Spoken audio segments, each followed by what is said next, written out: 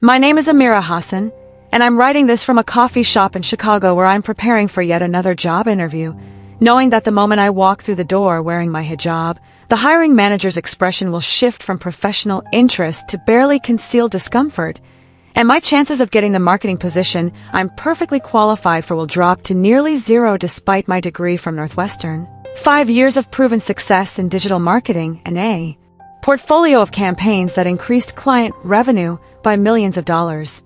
At 28, I've been rejected from 47 jobs where I made it to final round interviews, received consistently excellent feedback on my qualifications and presentation, but somehow never quite fit the company's culture or image, which is corporate code for the fact that my hijab makes decision-makers uncomfortable and signals that I'm too visibly Muslim to represent their brands to clients and stakeholders. The religious discrimination began long before my professional career, starting in high school when I made the decision to wear hijab at age 15, immediately transforming from an invisible student to a walking symbol of Islam that teachers, classmates, and strangers felt entitled to question, criticize, and judge.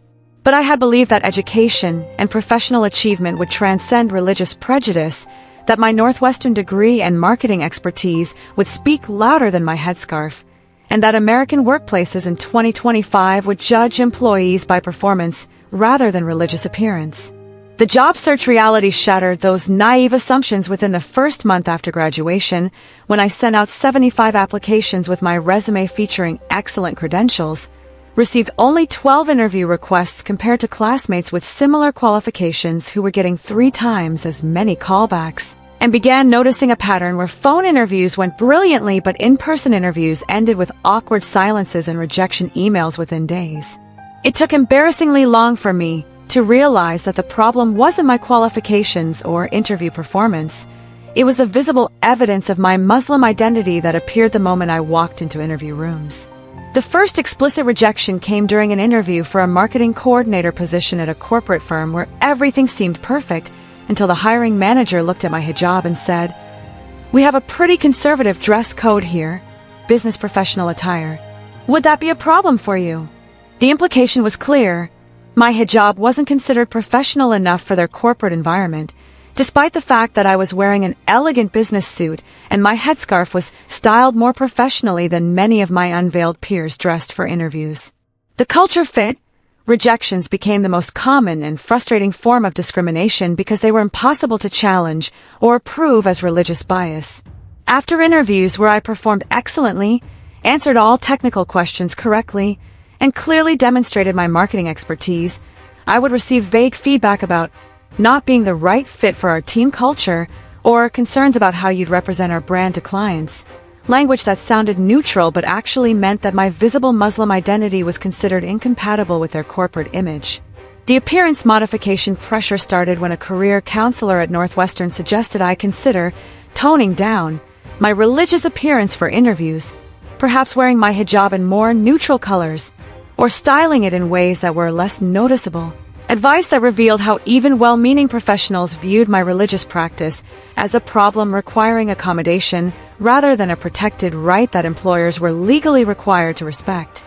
The suggestion that I minimize my faith to improve my job prospects felt like being asked to choose between my spiritual identity and my professional future. The networking disadvantage became apparent at industry events and professional mixers, where my hijab made me hyper-visible in rooms full of marketing professionals, but simultaneously invisible as a serious candidate for opportunities. People would approach me with curiosity about my cultural background or questions about Islam rather than discussing marketing trends or potential collaborations, treating me as an educational resource about Muslim women rather than a peer with valuable professional insights and career ambitions. The first job I finally secured was at a small digital marketing agency, where the owner was a progressive woman who explicitly valued diversity and had experience working with Muslim professionals.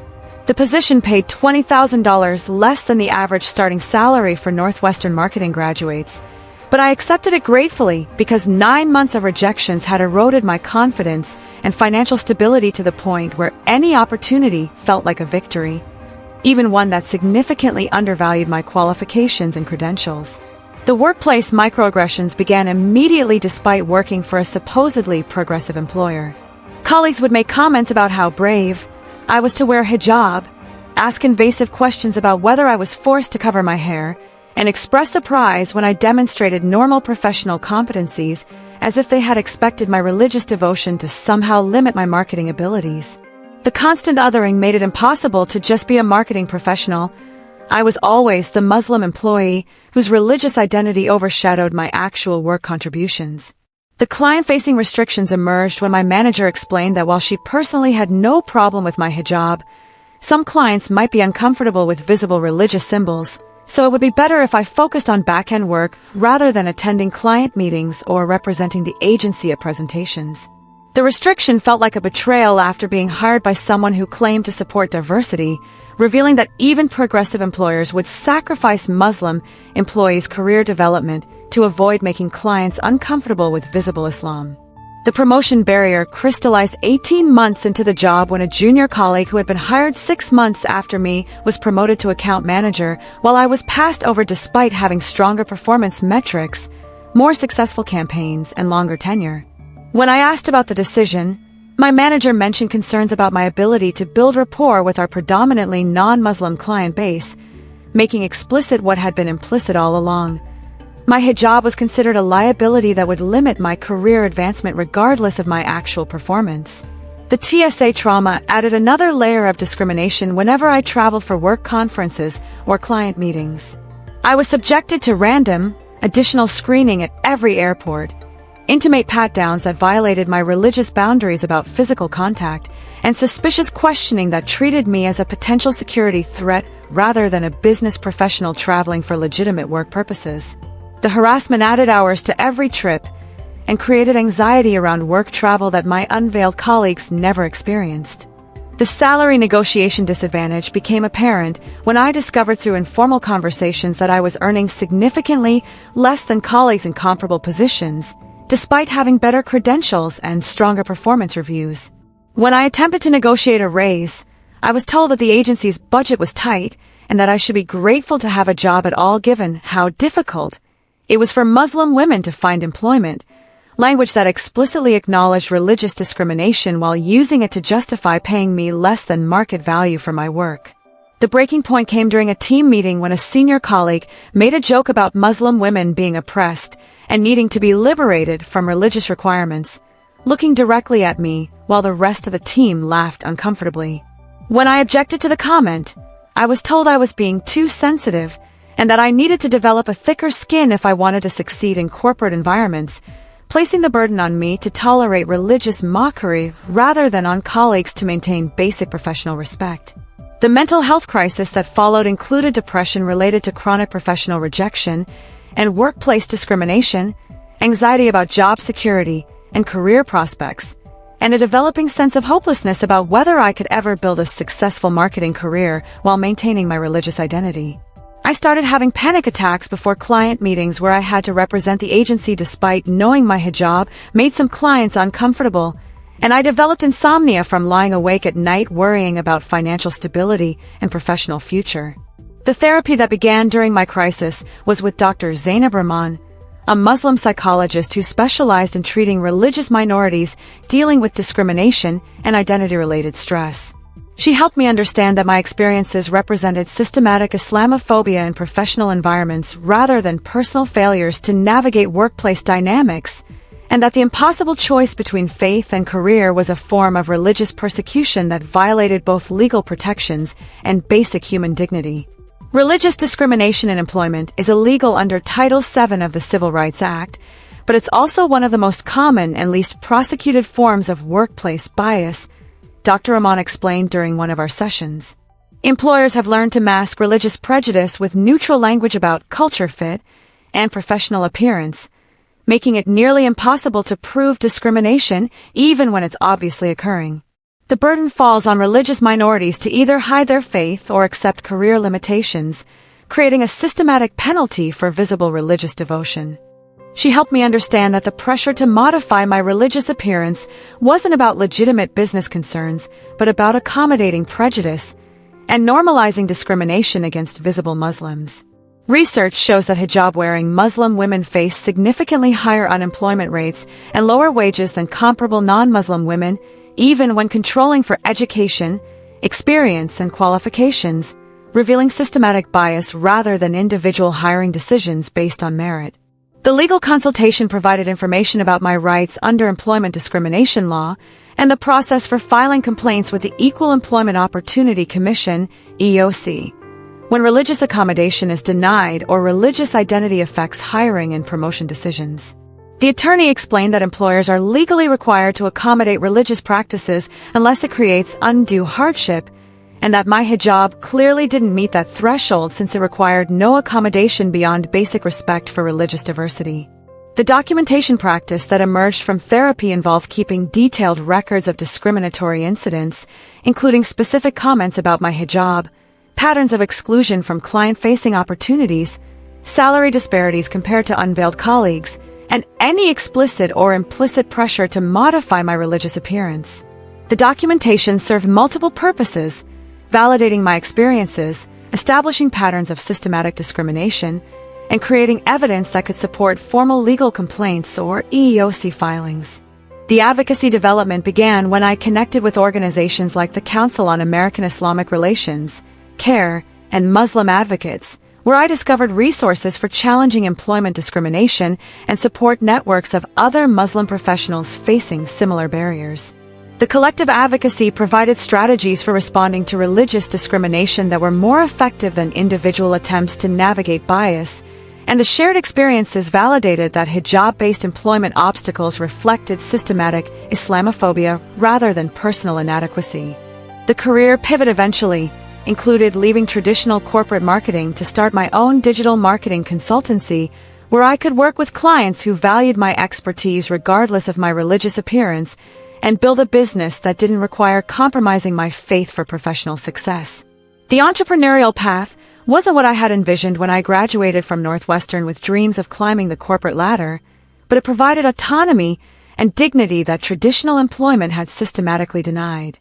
The Muslim professional network I built through my consultancy work created opportunities to support other hijab-wearing women facing employment discrimination by offering internships, mentorship, and client referrals that help circumvent the biased hiring systems that excluded them from traditional opportunities.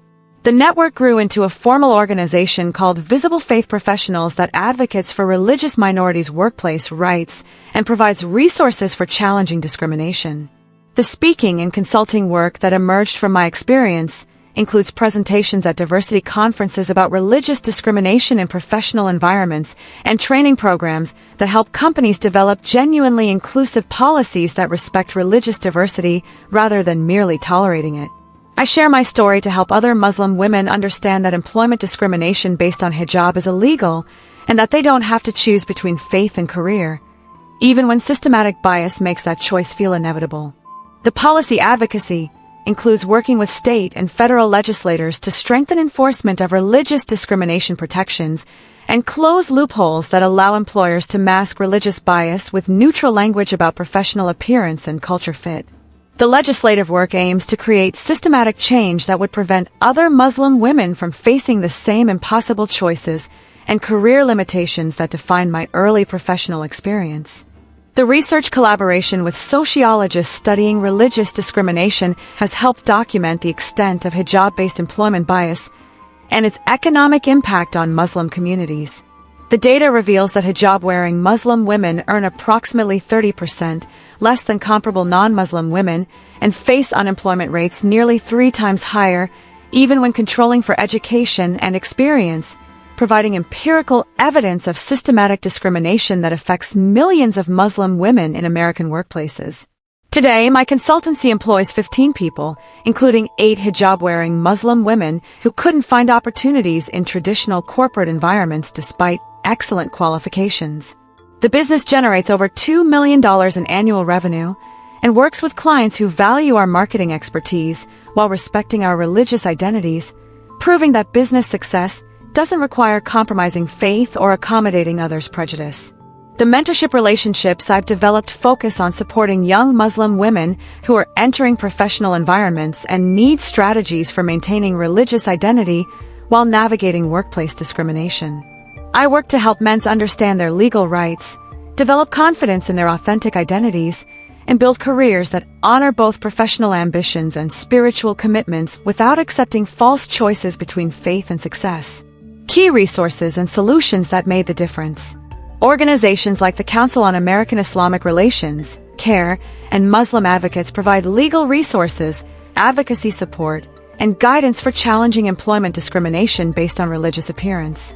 Legal consultation services inform religious minorities about their rights under Title VII and the process for filing EEOC complaints when religious accommodation is denied or religious identity affects employment decisions. Professional therapy with culturally competent providers who understand religious discrimination helps process workplace trauma and develop healthy strategies for maintaining faith identity in hostile environments. Documentation practices establish patterns of religious discrimination that can support legal complaints and challenge employers' neutral explanations for adverse employment decisions. Muslim professional networks like Visible Faith Professionals provide peer support, mentorship opportunities, and alternative career pathways that circumvent discriminatory hiring systems. Entrepreneurial development programs help religious minorities build independent businesses that provide economic opportunity without requiring compromise of faith commitments. Diversity training programs that explicitly address religious discrimination help companies develop inclusive policies that respect religious diversity rather than treating visible faith as a professional liability. Policy advocacy organizations work on strengthening legal protections against religious discrimination and improving enforcement mechanisms that hold employers accountable for bias. Today, when I meet young Muslim women who are facing pressure to remove their hijab for professional opportunities, I tell them that their faith is not a barrier to success. Religious discrimination is a barrier, and it's employers' responsibility to accommodate diversity rather than employees' responsibility to hide their identities. The choice between faith and career is a false one created by systematic bias, and building a professional life that honors both spiritual commitments and career ambitions is not only possible, but represents the dignity that every person deserves regardless of how they choose to express their religious devotion.